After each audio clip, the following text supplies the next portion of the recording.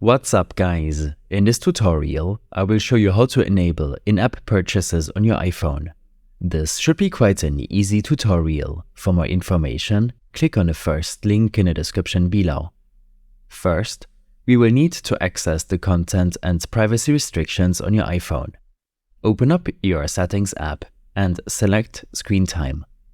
Next, tap on Content and Privacy Restrictions.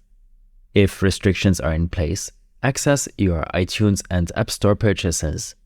Tap on In-App Purchases and make sure that this option is set to Allow. You might have to authenticate this change by entering your Apple ID password. If you want the added layer of security when using a password for purchases, then I suggest taking a look at some additional content restrictions. In your iTunes and App Store purchases settings, enable the Always Require option while keeping the In-App Purchases option enabled as well. This will not block any payments, but rather require a password for this device. These steps and more information will be available in my extensive guide linked in the description below. I hope this helped you out. Leave a comment if you have any questions and see you in the next one.